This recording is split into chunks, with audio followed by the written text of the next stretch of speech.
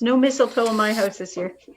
Okay, so we're ready to start. All right, we're going live, you guys, so Okay. keep the frivolity to a minimum. Yep. All right. Well, hello, everyone. Am I supposed to read out anything about this meeting being? Okay, so hello, everybody. Just to remind everyone, this is an electronic meeting due to COVID, and that we are all Zooming in here, and it is a public meeting. So let's get started. Are there any declarations of pecuniary interest under the Municipal Conflict of Interest Act? Looking at the screen, looking. That sweater's very distracting. Seeing none. No delegations? Nope, we have a report. It's called Smart Community Strategy. Oh, yes, of course. Leanne's going to do roll call, you guys. We have to make sure we're all here.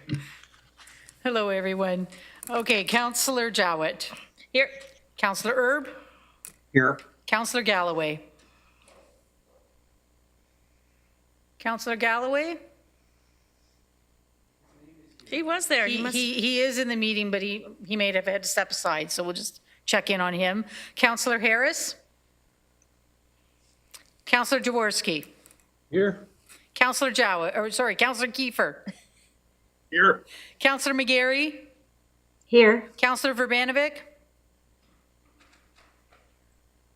You can see his sweater.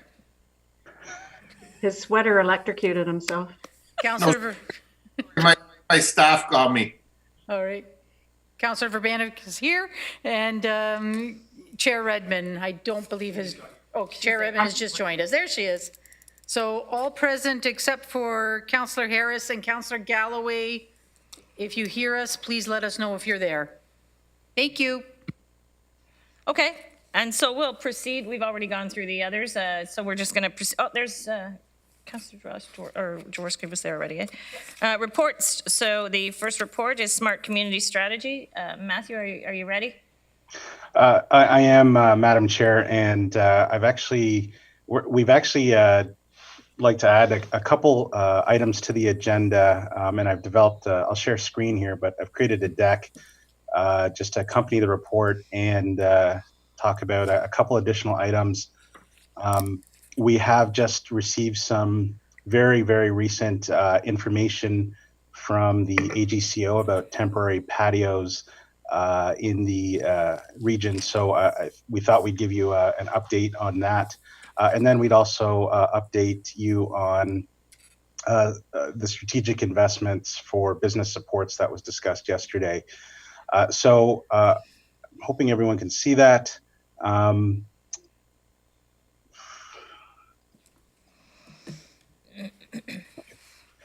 Okay, so yeah, so I guess where we'd start, Madam Chair, is with the Smart Community Strategy. So committee would have received the report, but what we thought we would do is give you a bit of context on the report, a little bit of background, exactly sort of how we got to where we are right now.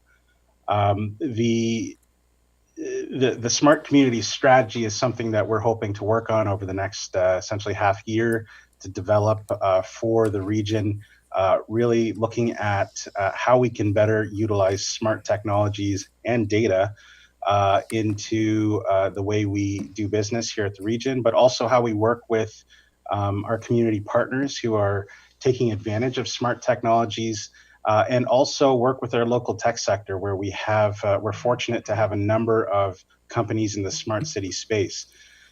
So what we wanted to do is just give you a bit of a background as a starting point.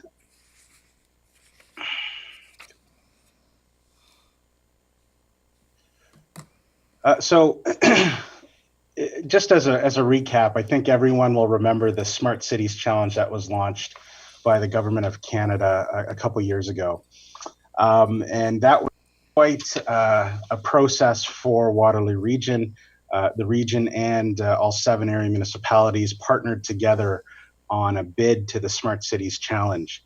And we decided to choose for our focus area, non-traditional area. So, you know, one would say that, you know, a traditional smart city technology or traditional smart city space really has to do with looking at maybe some like infrastructure, for example, infrastructure management, myovision technology and looking at traffic management, leveraging technology to support those types of operations and service delivery by a municipality.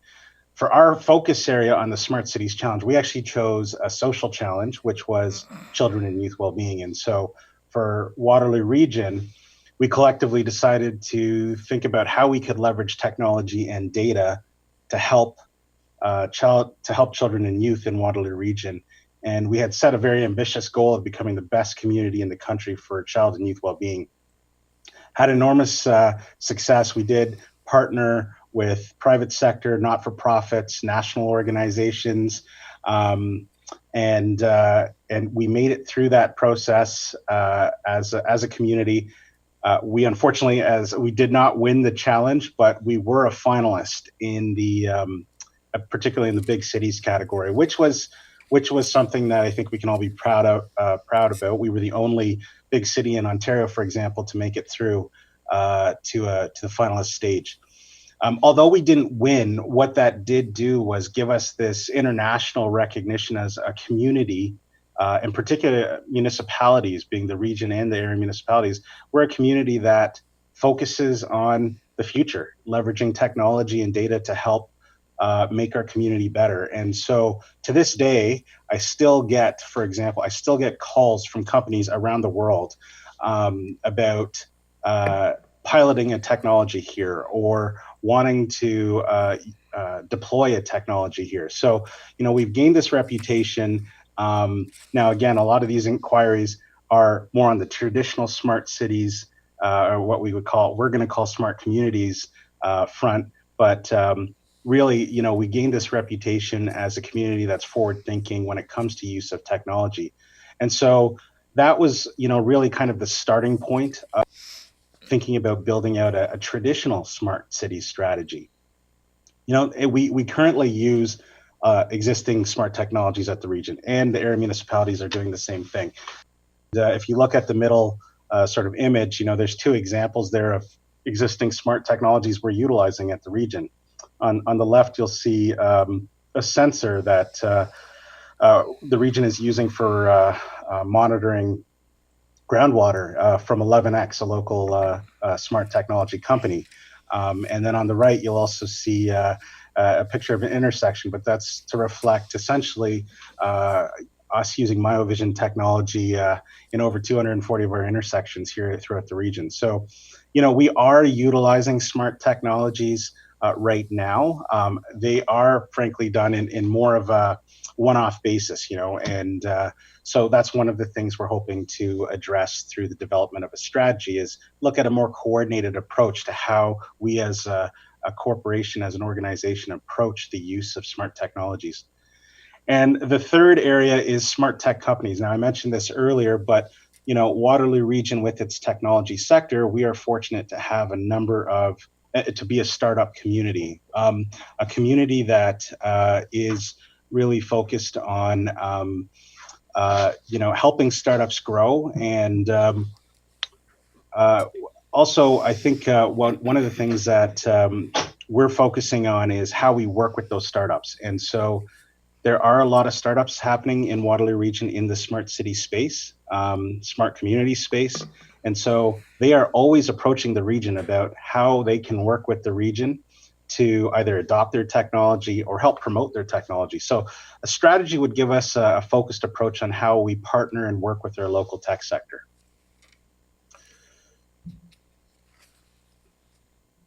Wow. Okay. So Matthew, I just want to say, even though, you said earlier we didn't win, I think it sounds like we kind of did win in a lot of ways. It looks like you've been able to extrapolate a lot of really good stuff from the process itself. So thanks for that. And I know you put a lot of hard work into it, and your staff did as well. So again, we're very grateful for all of those initiatives, and we do see a way through this. So thank you for that. Does anybody have any questions thus far? So far? Any questions? Madame Mayor McGarry? Please go ahead. Trying to find the right button. Thank There you. you I really appreciate, through you, Madam Chair, the work that was done on this. And I, I, like everybody else, I think in the region, Matt, we were crossing everything to try and win the big 50 million piece. But I think you said it correctly, and I think Councillor Jowett said it correctly too, that we did win in essence in really pulling together all of the resources that we've got there. I really appreciate the infographic that you've put up there. I'm just wondering if we get a copy of the presentation if we don't already. But the infographic itself about the smart tech companies, I think it's very valuable because many people that I speak with that may not be in that sector really struggle to understand what smart tech company is, or what a tech company is, or what an IT company is. This would be very valuable for those of us to even share if need be, if we're talking to people. So I'd appreciate that information. And I guess the question to you at this point was, now that we've had some time between that challenge, the Smart Cities Challenge, and today, do you see some of the synergy that was sort of brought together during that challenge really helping to expedite this sector in our community right now? Yes, very, very much so. Through you, Madam Chair. To your first point, Councillor McGarry, yes, this deck will be circulated, and we also be providing more information to committee specifically on the smart tech sector here in Waterloo Region over the coming months.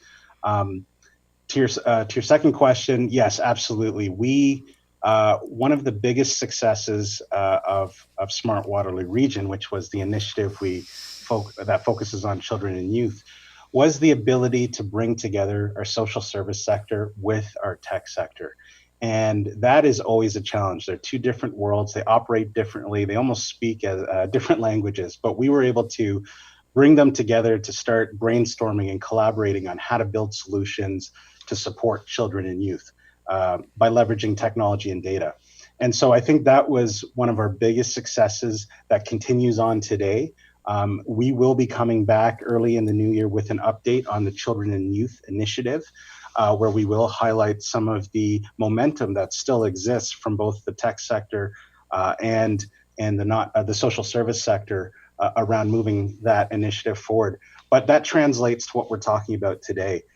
Again, as I said earlier, we've really become known for various reasons as a community that looks forward when we're talking about community building by leveraging technology. So this is a great opportunity to do that. We have momentum. A big part of that was because of the collaboration between the region and the area municipalities on the Smart Waterloo Region initiative. And so this strategy that we're proposing today really builds off of that and allows us to sort of carry forward that reputation that we're gaining and the momentum that exists in our community right now.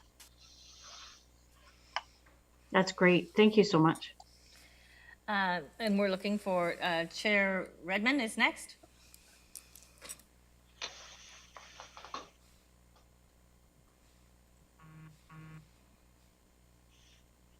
Or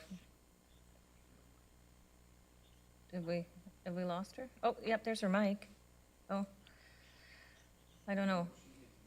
She's okay. Well, then we'll move to Councillor Verbanovic.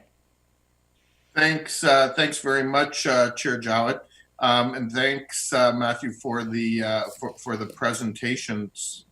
Certainly something exciting and something I know near and dear to my heart, both as a mayor and I know for both Dave and I, whose backgrounds are in IT, this is something that from previous conversations we get excited and passionate about. One question I have is, as we're going, when I think back to the proposal we had that went to the federal government, a lot of it was built off the well-being work that the region is leading. I'm wondering, as we look at this space, which is something that our local economic development areas have been doing a lot of work in, our local municipalities. As you know, Waterloo won the award numerous years ago in terms of most intelligent community. City of Kitchener developed our digital strategy and opened our civic innovation lab at Communitech, and we just actually had the 3-year pilot wrap up, and it'll be continuing on a permanent basis now. And we're looking at that.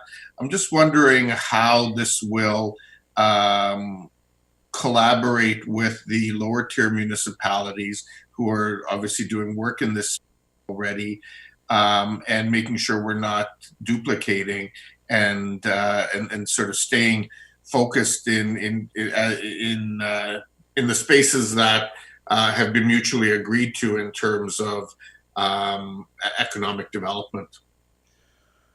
Through you, Madam Chair. Thank you, Councillor, for that question. Absolutely, that initiative, again, the Child and Youth initiative was yes, built off of Wellbeing Waterloo Region and significant community consultation. What we're talking about, here today is what you were referring to, Councillor, in your second point about, what some of the local area municipalities have been doing around smart cities or smart communities. I think the main difference is that we are really this is going to be an initiative that will really much look internally at the regional organization and how we are delivering our regional services and managing our regional operations, and where the opportunity might exist to apply technology and data-enabled solutions.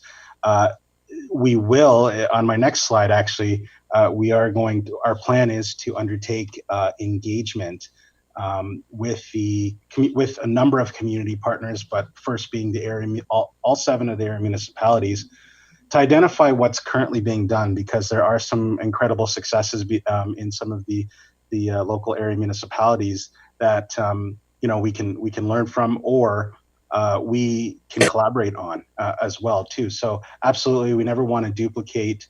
Also, when we're talking about outreach to many of the smart tech companies here in the region, again, if there's an opportunity to do that in collaboration with area municipalities, we would absolutely do that. I think we did through that Smart Waterloo Region proposal to the federal government. We established a great relationship with many of the tech companies here in the regions, particularly in the smart city space. And so we kind of want to leverage that. But, if we look at ways to support the startup smart city companies that are, we'd absolutely look at working in collaboration and doing that together with local municipalities. So again, the really internally at the regional level, and where do we have opportunities to adopt smart community solutions, and then also where are the opportunities out there in the community to work with partner organizations or the area municipalities on collaborative smart projects. So that would sort of be the plan and the framework for the strategy that we would develop over the next 6 months. And as I said, we would plan to do some engagement to ensure we identify those opportunities to work together. And that's what we would report back on in a half year in the framework. We would update council on what those collaborative opportunities may be. Okay, I'm certainly encouraged to hear that, and something I know I'll be wanting to pay attention to going forward. Like there are some areas that are very clearly within the region's bailiwick. I think of traffic management, transportation services, and a number of those other areas. Then I think of the work that we're doing in terms of some of the work that we're doing around using the wide area network that we installed as part of our LED light project, and the sensors that we're using now. Even I think folks are aware we're doing a research project with Laurier and NSERC around the information that's coming through, quite frankly, people's wastewater and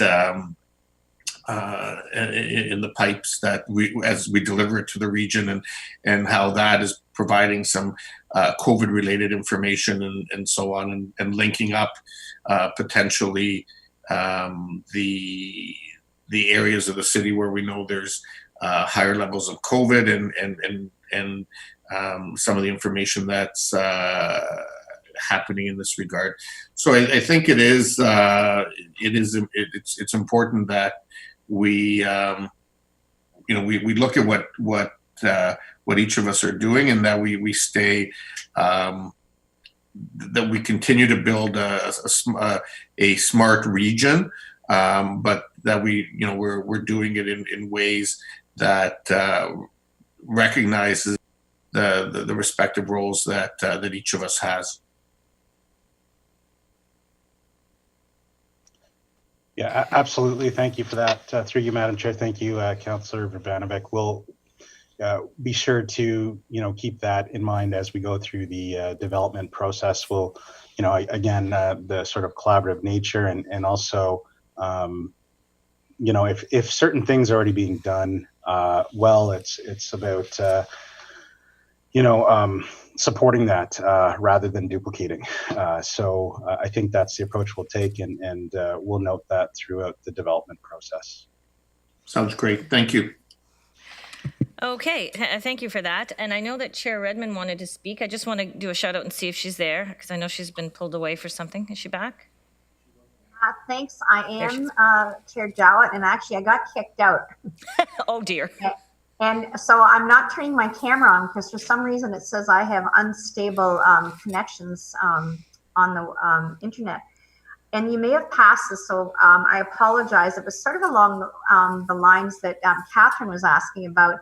And that's really, Matthew, just to talk about how I think of tech for good, and I think of the nexus that was formulated when you were almost like an interpreter between social services and the high-tech community, and the part that you played in making sure that when kids went home to learn at school, that you and your network helped facilitate computers so that the kids could work from home if their family didn't have that kind of technology. And just to say that I think those relationships and those synergies continue, and I will always remain just a little bit bitter that we didn't win because we were the best. Well, through you, Madam Chair, thank you, Chair Redmond. That was, that was it was a great opportunity earlier this year to leverage the Smart Waterloo Region network and partners to connect 1,500 homes in Waterloo Region with internet access, particularly for kids to participate in e-learning as opposed to remote learning. So that was a great partnership between the foundations, which are all partners of Smart Waterloo Region, and the school boards and our telecoms that we partnered with. So thank you for those comments. Okay, and so Matthew, I'll just take a moment, because I was speaking to a colleague who I sat on junior achievement with, and we were talking about this particular issue or item, the smart communities. And when I was chair of junior achievement, we actually went out to the schools and we taught a couple of things: the economics of staying in school and entrepreneurship. And so is there a way to reach out to Junior Achievement Canada and get some of the knowledge that's patented there and find a way to marry that with our technological community because we could never get enough volunteers to teach. So maybe there's some synergies there as well. So thank you, Madam Chair, for that those comments. So over on the child and youth side, which is aside from what we're talking about today, but over on the child and youth side, and when we come back to this committee early in the new year with an update on those programs, one of the things we plan to continue to do is focus on partnering with organizations that can provide technology training and supports to children and youth in the region.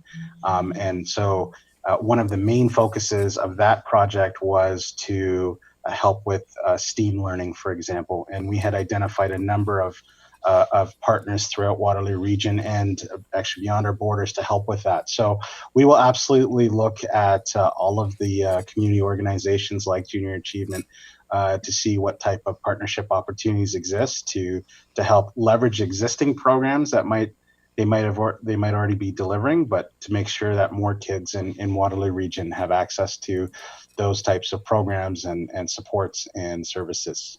Wonderful, wonderful. Thank you. I'm not seeing any other questions. Does anybody have a? No, I'm not seeing anything. Okay, so that being said, the recommendation is before you. So I am looking for someone. Madam Chair, sorry. Pardon my interruption. I do have two other slides still. I'm not I'm actually sorry, finished. Matthew. I'm sorry. Continue.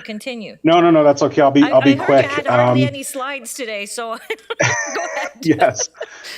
Sorry. So there's a few reasons. Again, when we're talking about traditional smart city technologies, smart communities technologies, a lot of, and we're looking at, for example, regional services and regional operations. There's a lot of benefits that can come from adopting those technologies, and I think we've already touched on some of that, so I won't go through that in detail. But essentially, I did want to highlight the benefit of putting together a strategy like this is that we would be very coordinated internally at the region, and then also externally in the community with, to Councillor Urbanovik's point, be coordinated with their municipalities and other private sector partners, academic partners who are all in the smart technology space. I did want to point out something that an initiative that we're currently in discussions about right now with Communitech. Communitech actually launched something called the Future of Cities and Collaborative, really to help organizations identify problems and address them by using smart technology solutions. So that was just recently launched, and we're currently in discussions with Communitech on what the partnership opportunities might be. And so we plan to return very early in 2021 to this committee to discuss that in more depth. But the timing may just work out perfectly as we look to develop this smart community strategies for the region. So a timeline, as I said, this is a project that we want to do over the next half year or so. We will make sure we do a thorough review of what's happening out there in the smart city space, what partners like their municipalities might be doing, what some of the work that's being done at our post-secondary institutions, for example, a really good overview of the smart tech companies right here in Waterloo region and what they're doing. We will sort of identify what some of the priority areas we could focus on here at the region when we're thinking about adopting smart technologies, and we'll come back to this committee later in 2021 with an update or a framework for that strategy. So I think thank you, Madam Chair. That brings me to the end of my slides on the smart community strategy. Thank you so much for that. And thanks for all this extra work you've been doing on the patio thing. I can't even imagine how many businesses are probably so grateful for those initiatives, Matthew, and helping push those forward. Some of them see that as being like the literally only way through economic sustainability, or at least maintaining some semblance of control over their finances going forward. Okay, so I do see a couple of hands, so we've stimulated some interest here, which is good. It looks like Councillor Kiefer, you are first. Thank you, Madam Chair. And thank you, Matthew, for that presentation. My question, Matthew, is, with regards to the timelines that you had up there, how do you feel that with, we're in the middle of a pandemic here with the COVID thing, and how do you think that'll affect your time frame, and or will it? Well, I think we've made this shift to online engagement, so that will definitely be something that we utilize. As I mentioned earlier, our work through Smart Waterloo Region, that initiative with children and youth, already sort of helped us build a lot of relationships with partners in the private sector, the educational sector, the social service sector, and so we're able to, and with senior levels of government. So we're actually able to I think, really reach out through the existing network that we've built, and which will help expedite, particularly the engagement process. And so I think given all the work we've done, I think we have a really good foundation to build off of. So I don't anticipate that COVID will affect the timelines too much at this point. In fact, to that point, Councillor, many communities across the world are actually placing a significant focus on adopting smart technologies right now to respond to COVID, because it means integrating more technology, for example, into citizen services where people may have a device, but they can't actually come into a counter because of safety concerns or restrictions to actually get a service from a municipal government. So I just wanted to make that connection as well. But this is something that can help us, I think, through economic recovery, help us better integrate or interact with citizens, businesses, the community at large, and social services as well. So I don't think, to your original question, Councillor, I don't think it'll affect the timelines too much, but actually I think it's going to help us in the long run address economic recovery from COVID. Thanks, Matthew. I agree with you. And in particular, the part that you mentioned, in terms of this is a great opportunity to the technology end of the things. I think we have got a great opportunity here by utilizing it. So thank you for that. Thanks, Councillor Kiefer. And we're on to Councillor Jaworski. Thank you. Through the There he is. chair. I'd just like to echo what Barry said in terms of, working with the lower tier municipalities and economic development staff. It's unfortunate Ryan's no longer at the city of Waterloo, but pleased to see him at the region of Waterloo to help out on this. But that also made me think of our townships, and they don't have a lot of capacity. So I just want to make sure that I think there's a strong opportunity for the region for us to be able to help the 4 townships to make sure they're on the radar screen of smart township technology. So I think that's something I want to make sure that we do. I really appreciate what you said, Matthew, recently about COVID-19 and building back better and new ways of thinking. I think that's an exciting way of moving forward, and perhaps there's even money available for that. There is different funds going on for that. But finally, I think in my former role as vice chair of Communitech and in other things that we've done, what small startups really need is that proven pilot project success story.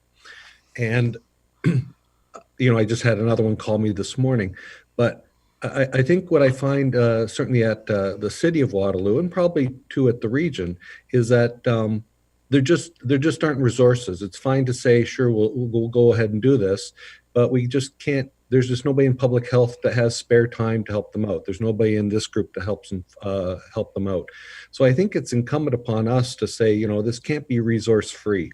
There's no free lunch, and I think we need to recognize that in order to do good, it's going to need funding from somewhere. And if we're going to be able to set a goal to say in 24 months, we want to have 10 pilot projects, and maybe that's amongst all 8 municipalities to have 10 pilot projects. Maybe Cambridge is doing this, the region's doing that. And so that we can all have that cadence of success for our local startups. And then also have some learnings as well, so that maybe that might be the way to go. It's cost effective. It's not cost free, but it certainly helps prove out the innovation that we have throughout Waterloo region. So thank you, Matthew. Through you, Madam Chair. Thank you, Councillor Jaworski, for those comments. And absolutely, we will make sure that there is a focus on all 7 area municipalities. And that is why we are not calling it Smart Cities strategy. We're calling it a Smart Communities strategy to make sure that we definitely are developing solutions that can benefit our whole community, and being our cities and townships. So that will be an incredible focus of our strategy development, and how the region also delivers services in the townships. So we will focus on that. I do appreciate your comment about the need for startups to be able to pilot and demonstrate. I 100% agree. That is 90% of the calls that we receive from those startups is, in order for them to scale up and be able to gain more clientele, they need a place to test and have that proven concept with the municipality so that they can then go out to municipalities across the world and actually try and sell their product, which is a great Waterloo region story. So that is definitely something that we will be particularly focusing on in the development of this strategy. And then to your last point, Councillor, actually on one of our last slides that we'll be getting to at the end of, after the patio update, we'll be talking about some of the business supports that was discussed yesterday at the budget meeting, and one of those is smart technology. So I'll get into that a little bit further, but maybe it's a starting point to your point about resources. Thanks, Matthew, but we have one more question before we move on, if that's okay. Councillor McGarry. Thank you, Chair, and it's probably more of a comment than a question, but just really wanted to again commend our Economic Development Department for coming forward with this report. And certainly I echo other comments here that this is awesome to look at a strategy to move ahead. And we're stronger as a region together. And we do know that in the rural municipalities, to Councillor Jaworski's point of view, that is starting to really move ahead. I'm thinking of North Dumfries in particular, that has quite a hub around the Highway 97 and 401 entrance there, and they are certainly growing and expanding. So I appreciate that. And it leads me to the fact that rather than a siloed piece of information or a siloed sector here, where this leads me is another strength to the business case for some of our transportation network throughout the region. And when Cambridge, as you know, is phase 2 of ION, and it's moving ahead right now through the next stage of the process, which is very exciting. Part of that business case scenario for me is going back to this kind of presentation and to really prove that regionally we do work and live in many of the communities within the region, and that strong finished network of higher order transit is extremely important in order to continue to grow this sector throughout all of our municipalities. So at some point, I'd love to be able to connect the dots here when it comes to putting that business case together in order to go forward to higher levels of government for funding for that phase 2 ION as we move through the paces. It's not just about, the number of jobs in Cambridge that supports that. It's this kind of initiative. And economic development, as we know, is tied very closely to our transportation network because it's part of the location of where we're at with it. That's really helping to drive us forward as a region and as area municipalities in economic development and recovery post-COVID. So I very much appreciated that and hope to tie the bow up on this at some point in the near future for funding. Thanks. Thank you, Councillor McGarry. And we are on to Councillor Kiefer. Yeah, thank you, Madam Chair. I got to thinking there when Matthew was talking about calling it the smart community strategy. I think it's important to call it the smart region community strategy because that's inclusive of the townships and all the cities and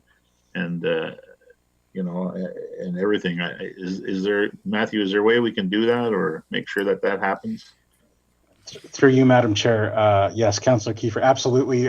This is kind of, that's something that we'll look at through the development of the process and actually have a proper title for this whole strategy. It's kind of just been a work in progress right now. And so we'll take that back and make sure we look at that when we're actually finalizing the strategy. And I know it's maybe a little bit of a long handle, Matthew, but if you make sure that you add the smart region of Waterloo community, that would be suitable.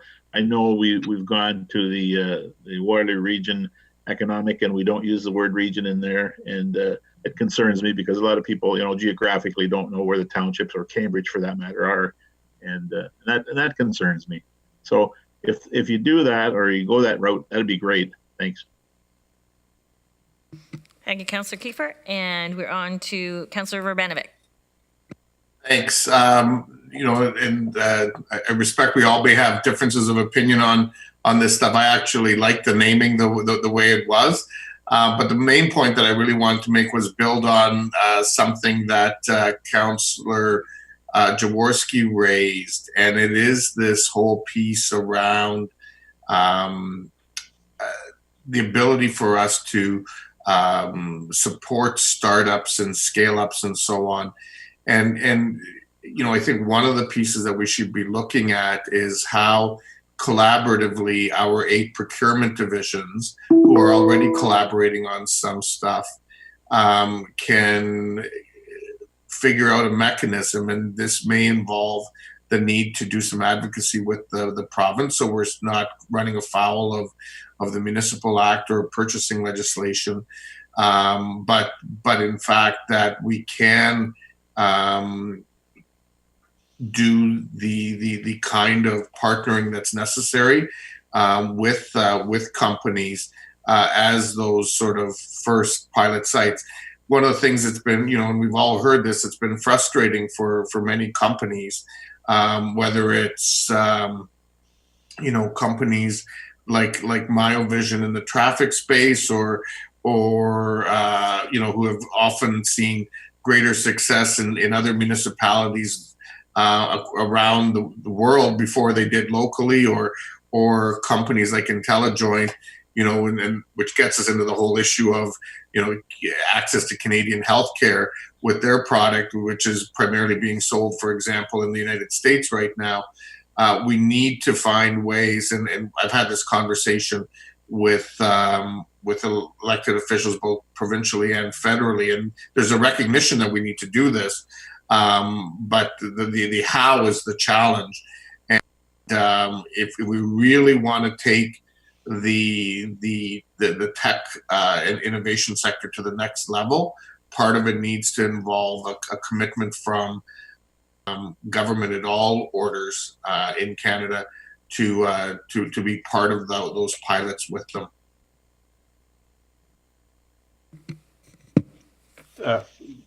Through you, Madam Chair, we will make sure to thank you, Councillor Verbanovic. We'll make sure to include some points, particularly around things like procurement, and we'll look at that through the development process and be sure to have conversations with the area municipalities on things like that as it relates to the smart community strategy. Okay, thank you for that. Seeing no further questions, please proceed. So, Madam Chair, I think that brings us to the end of the smart communities component. So I think if the report is before the committee now on the resolution. Okay, so you want us to move forward with the motion before you continue on to these further slides? Okay, that's fine. So the motion is before you. I'm looking for someone to make that motion, please. Councillor McGarry, seconded by Councillor Verbanovic. All of those in favor? Just wave your handies. Oh, I'm seeing them all. Yep, okay, that's carried. Thank you, everyone. Okay. Any other business? Sir, Matthew, any other business? Yes, we do have two other items, Madam Chair. Thank you. We'll start with the patio update. As I mentioned at the start of the meeting, we've received some very recent information from the AGCO on temporary patio expansion. So I'm going to turn it over to Ryan Mounsey to provide an update to the committee. Thank you, Matthew. Good afternoon, Madam Chair, committee members, and councillors. Just as a very quick update, we had 146 outdoor patios approved this year. Out of all those patios, the municipalities worked very well in processing and approving those. And we received, as part of the consultation process, the AGCO reached out to the region. Minto Schneider provided an introduction. And so on behalf of the region, the area municipalities, and all the information that to the AGCO. And we received notification on December 9th that the outdoor patios will be extended under the current rules throughout all of 2021. We did have a sunset clause of January 1st, 2021. So the amendments allow for patios to go through a streamlined approval process for outdoor liquor licensing.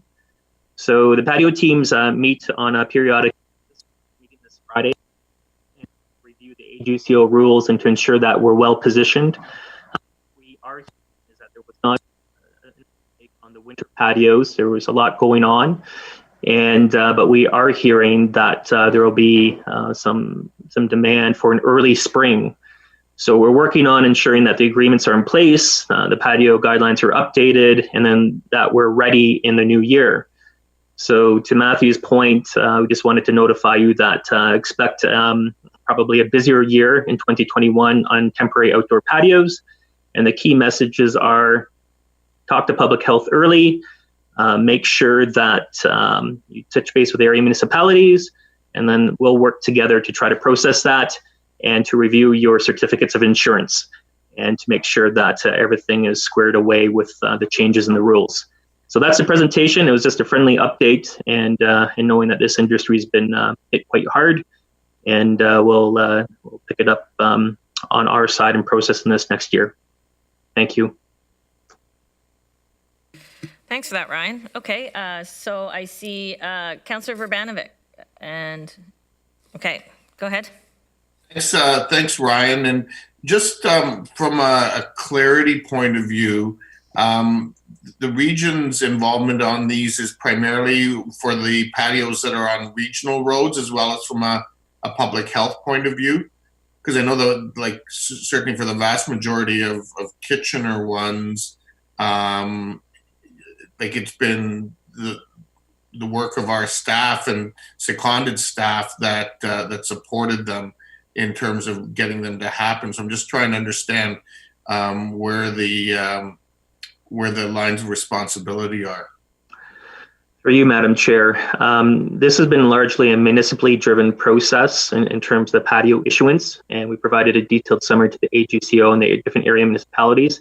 What you'll see on this slide, Councillor Verbanovic, is that 64 patios were actually issued in the City of Kitchener, the largest amount, And yes, you were correct. The region is involved in those 2 points where it's on a regional road and public health, which is a major part of the outdoor patio permissions. The municipality is also fire departments and the building departments that review things like shelters and heating units. And I just highlight, in terms of the region providing a consolidated set of patio guidelines to streamline a consistent messaging for all the municipalities. That was one of the roles that came out of this as a side benefit for key messaging. And I would simply close it off to say that along the LRT, the City of Waterloo had a higher percentage of patios in their core area.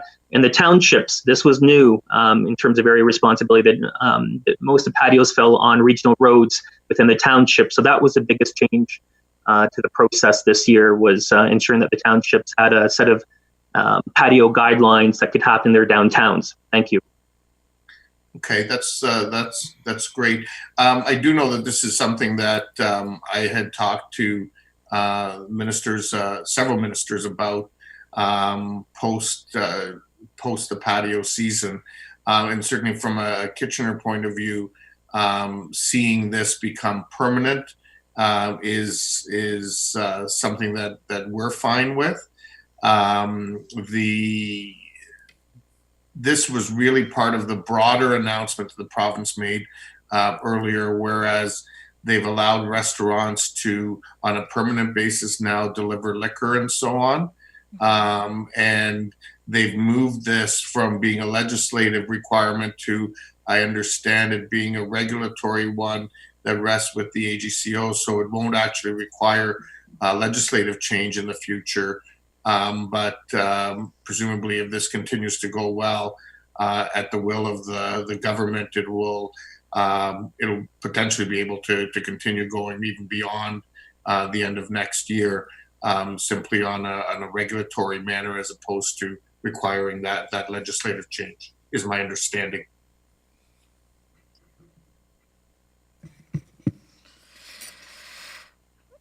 Okay, so Ryan, is there anything further you want to add to that, or shall we go on to the next question? Through you, Madam Chair, I think we're covered well. Madam Chair.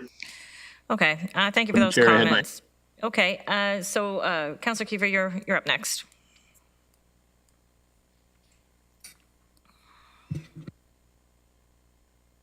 You're on mute, Carl. I thought you forgot me, Madam Chair. I knew you wouldn't.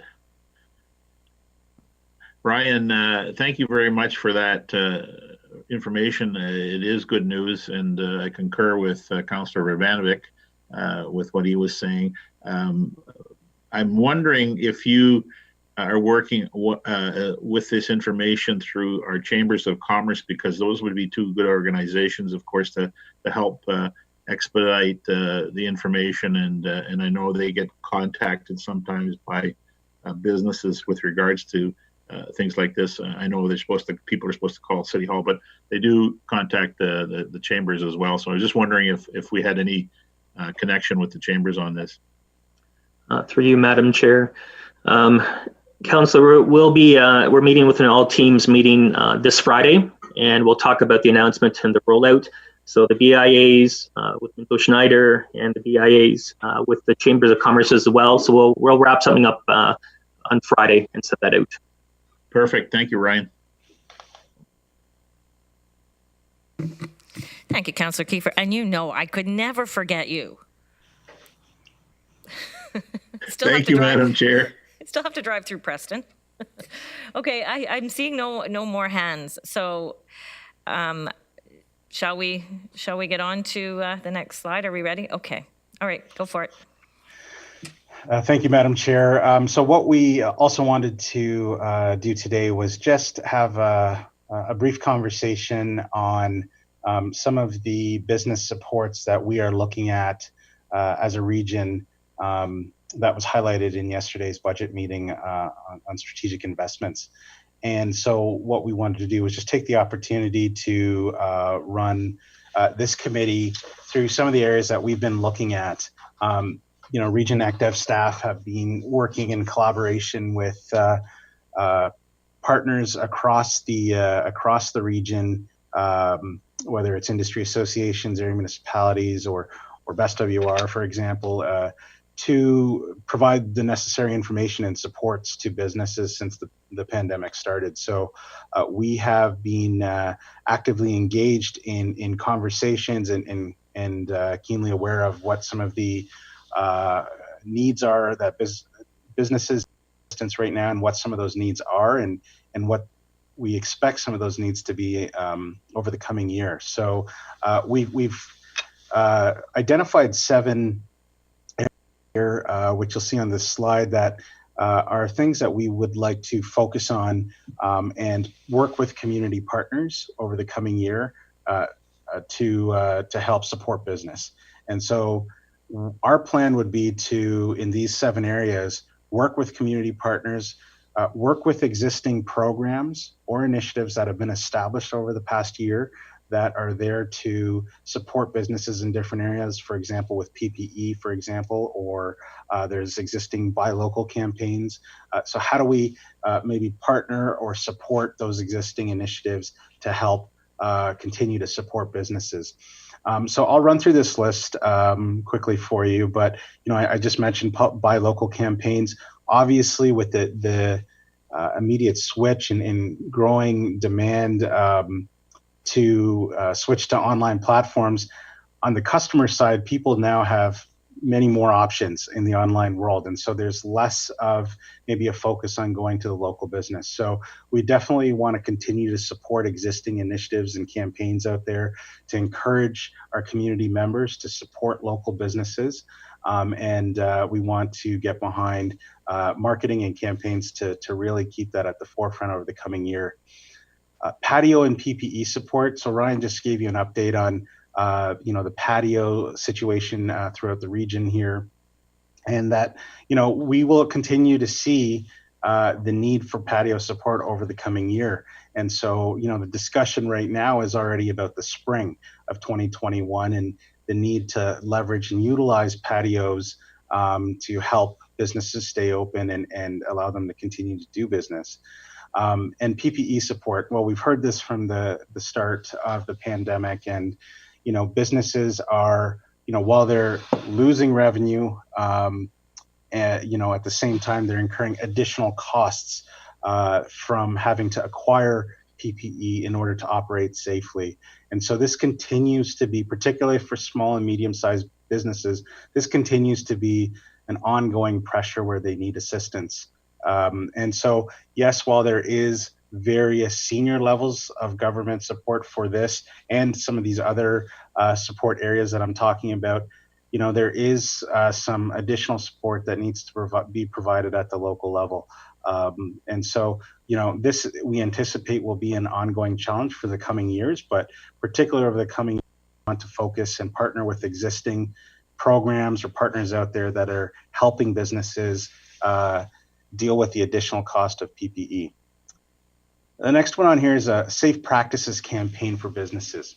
One of the things that we have continuously heard, particularly over the last half year and more so since the Ontario color-coded stages were introduced, we've heard from businesses about the need for clarity, the need for clarity on what their expectation is around operating in the different Ontario color-coded stages and what that means for them based on the industry that they're in.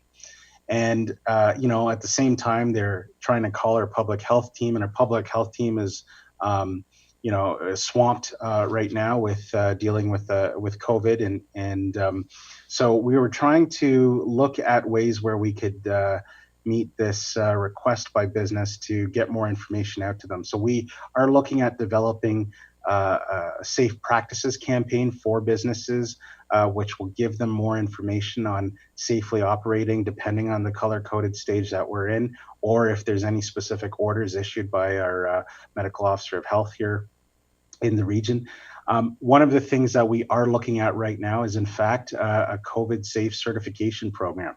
So we are looking at the framework of how we could actually work with a third-party organization to go out to businesses and do an assessment. It's really an educational information sharing approach, but do an assessment and maybe have a certification so that if they meet a certain checklist, they might be able to get a certain certification that would actually help through the economic recovery period, as when it's safe, people start to go back out into the community and consider to go into stores and shops if they're aware that a business has some sort of certification in place, that might instill some more customer confidence. So this is one of the things we are looking at right now under the banner of a safe practices campaign. So Matthew, can I just Please, interject yeah. there? I just wanted to add that the last time I was speaking with the chamber, they had mentioned that we were looking at this COVID certification, which I think is a great idea. On practical rollout, when we are sort of enforcement, right? And then and then we are going in there to, we try to bring awareness and education first, but we are still considered enforcement. So I know, so to me, I think there's a real strategic need for us, for whoever's going in there to be the helper. I'm not sure they can be the enforcer as well, right? So have we made some considerations as to what that sort of or what that sort of looks like on rollout? Like who would be, I'm even thinking the business community, like maybe the chambers have some folks like, lots of people are not doing what they usually do, and maybe there's some opportunities that we can harness there. Have you given some considerations to that? Yes, Madam Chair. Yeah, we've absolutely been giving that some thought. As I said, we're sort of working on the framework right now of what this might look like. Essentially, yes, it would not. We would have to get far away from sort of this being an enforcement visit. This would be an educational assessment support visit, where the focus would be on sharing information with a business on how they can operate. And of course, a business would be able to say no if they didn't want to participate in that. So this would, and so in order to do something like that, we would, as I said, be looking at a potential third party that a third-party organization to help us with that. We wouldn't be looking at our public health team to administer something like this, and we would have to do a significant marketing and information campaign to let businesses and the community know that this is an education program, not an enforcement program. So absolutely giving thought to that, and will be a very important part of how this framework continues to develop. Yeah, sorry, I didn't mean to be interfering there. I remember them No, talking absolutely. about it and it came to mind when you were discussing it. So thank you for your understanding. Okay, so continue. Sorry, Matthew, there are no hands, but please continue. Thanks. The next area was digital transformation. And, again, we continuously hear about the switch that businesses are making to e-commerce platforms in order to reach their customers. And so there has been various initiatives done at, different levels of government. We're aware of things like Digital Main Street, but this is one area where we envision more support needed, and we'd look to partner with existing initiatives to help businesses continue to make that switch and build a need to sell their product or service. So here, the next one's adopting smart community solutions. So this gets back to the earlier presentation, and this might be an area where we can look at, particularly working with the local tech sector and the startups. This is where we may be able to help start, maybe with piloting some specific projects, maybe doing this in collaboration with area municipalities, for example. But this is kind of something where we can, it's also a chance for us to look at how we're delivering services at the region to citizens and businesses, and where we can integrate smart technologies. When I was, again, when I was talking about smart technologies earlier on, I was talking about data as well. And so this is one area where we do want to have some focus around data collection. Particularly through the economic recovery phase, we will want to have a good handle on how businesses are doing in Waterloo region and how they are in fact recovering. So right now, we rely heavily on various sources like Statistics Canada. They don't give us the in-depth knowledge in some cases that we need to have a good understanding of what businesses at large in Waterloo region are going through. So working through, Best WR and some of our other partners, what we'd want to do collaboratively with community partners is do some data collection, whether that's through surveys. We haven't determined the exact method yet, but we do know that this is going to be important for us collectively to understand how our businesses are recovering, and it'll allow us to then respond accordingly. Reskilling and talent development. So this is one area where we've seen, job losses, particularly in certain industries more than others, but we've seen temporary and permanent job losses. And so we will need to focus on how we can, again, work together with partners to support the workforce here that is looking to get retrained, reskilled, and get into new jobs. So this is one of the areas where we'll have to work collaboratively with our post-secondary institutions, the area municipalities, industry associations. We'll have to work with provincial programs, but we'll have to look at how we support those employees that have been impacted by COVID. And the final area was just around arts and culture. We do want to focus on the fact that the arts and culture sector has been hard hit as well. Things like not being able to host events or art exhibits, for example. Festivals have taken a hit as well. And so how do we support, we're going to be looking at how we can support artists and those in the cultural sector that to help them recover from this as well. So those are again, every single one of these initiatives, we would be looking to existing existing programs that might already be in place, being delivered by a community partner. We'd look to work with them to sort of leverage that existing channel that they might have already created to support businesses. So this is very much a collaborative approach where we'd be looking to work with many community partners on providing these supports. Right, so we do have a few questions, but while Matthew, we are blessed to have you. You're very well plugged into the SWOT analysis of our community and certainly of the region. I like the way that you've engaged all our municipal partners, and I think everybody knows who you are now. I think you're driving around just looking at everything you can all the time, and it's really good to see that your finger's on that pulse, so thank you for that. It's much appreciated. Okay, so we'll start with Councillor McGarry, please. Thank you, and through you, Madam Chair, and perhaps maybe Matthew's not just driving around, but out using public transportation, active transportation, as I was talking about transportation. That's why that came up. Just teasing, but I'm very much interested in the business supports, and certainly echoes what the municipalities generally are doing. Certainly in the city of Cambridge, we've had a very robust small business response to COVID. And I know that they'd be probably pretty eager to connect and to manage through some of the supports that our businesses need in order to respond to COVID, and also maybe perhaps having to do business in a different way as we come out of the pandemic. And one thing that really is really important to me to see continue is the data and measurement.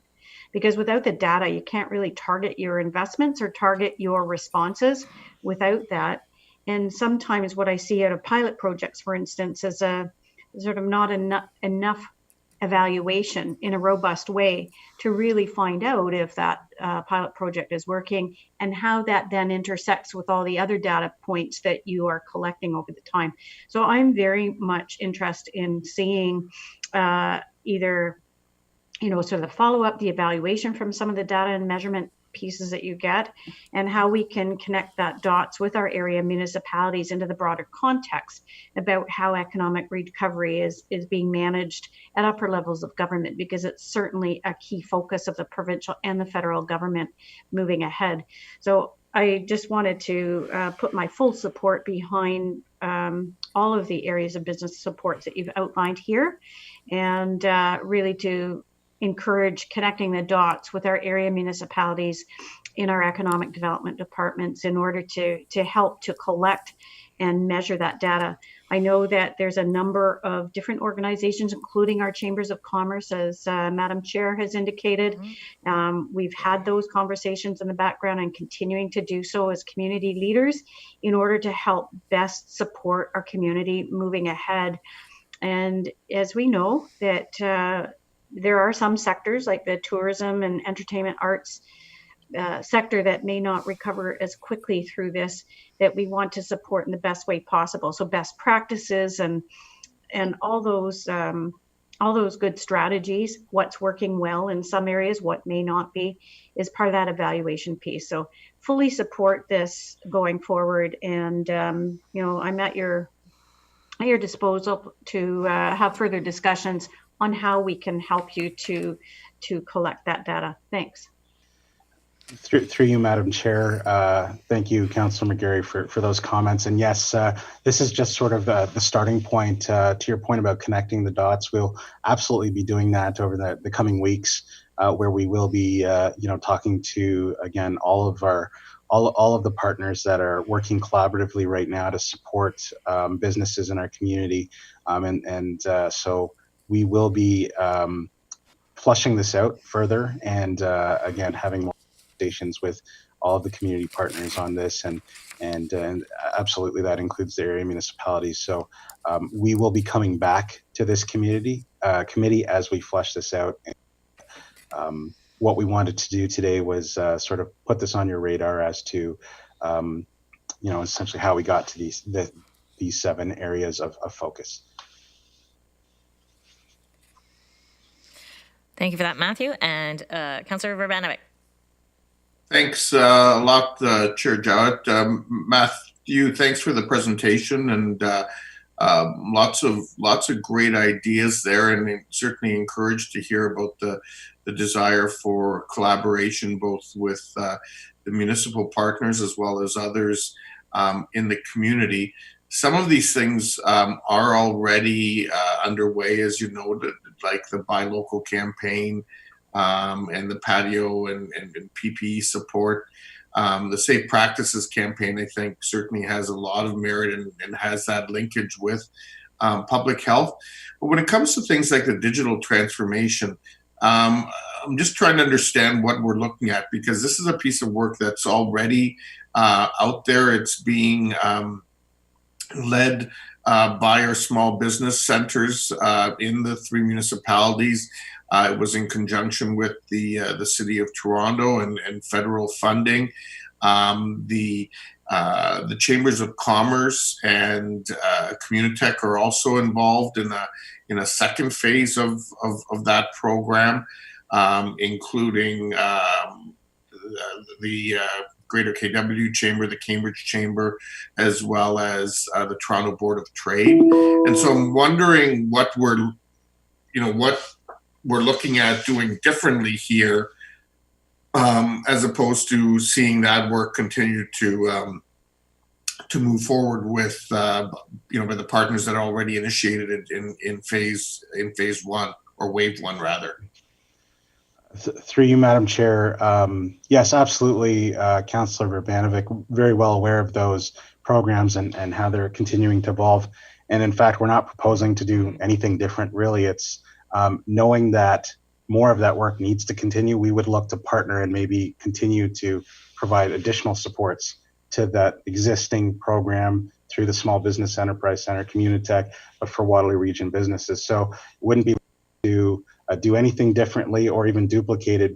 Be, again, how do we maybe top that up, for example, a little bit, and continue to make sure that the Small Business Enterprise Center and Communitech and others can continue to make sure they reach more businesses to help them make that digital transformation. So really not doing anything different. It's more of like in one sense, a top up. Okay, sure. So that's encouraging to hear. And so, I would certainly suggest talking with our municipal partners, because, again, as we look at all of these things, and, I don't want to harp on it too much, but just that we're always sort of keeping in mind the agreement that's been in place amongst the 8 municipalities within the region, in terms of the carve-outs we sort of have for Waterloo EDC, for the regional economic development, and for the lower tiers. And this is a unique time during COVID, and it's important that we all collaborate and work together. And I think what business is really looking for is for us to be able to, deliver this in ways where they can take advantage of it. And so trying to make sure that we stay focused and avoid the kind of duplication that you just referenced, I think is important. Okay, I think I'm going to step in here, actually. So, Councillor Verbanovic, you're saying everything's already in progress, and we're getting a report on this today. We are here to be solicited for new ideas to help support Matthew's initiatives. And you're asking him to stay involved with the lower tiers, which I think is evident in the presentation. Is there something you're trying to communicate and I'm just missing it?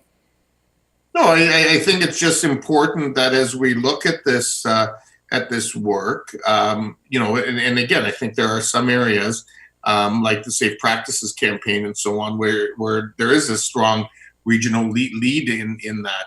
I think there are some others where there already has been a municipal or a chamber lead in some of that work, and it's already been in place. And I think if we want to augment it, that's great. I just want to make sure that we're aware of everything that's happening, and B, that we're recognizing that it was, as we created Waterloo EDC, there was a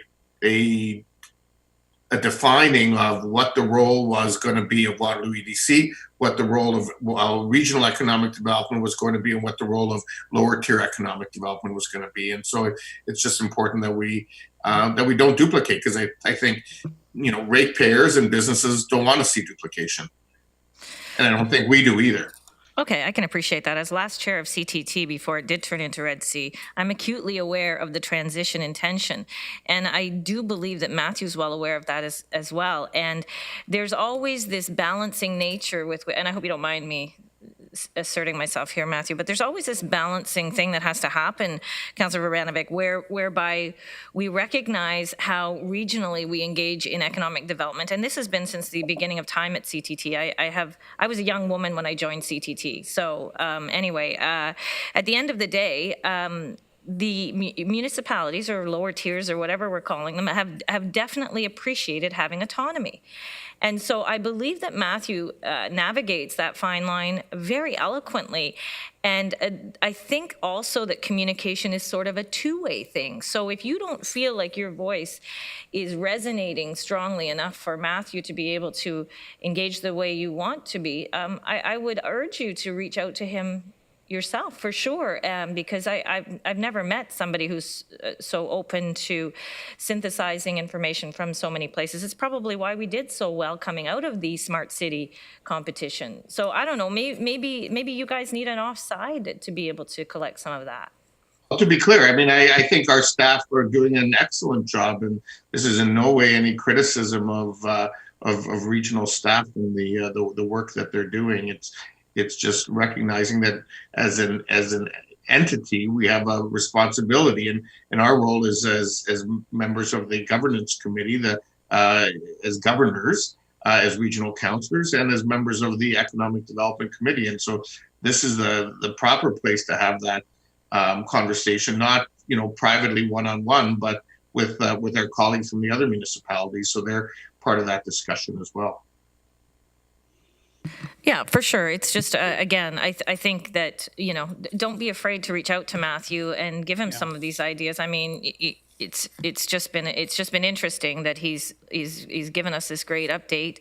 And I guess, I was wondering, was there something missing because of your conversation or your information that you were sharing? And I just wanted to get to the crux of it, because we can't move forward if we aren't acknowledging what's really happening. So thank you for that. It's much appreciated. I can see that Rod Regier would like to speak. So Rod, you have the floor.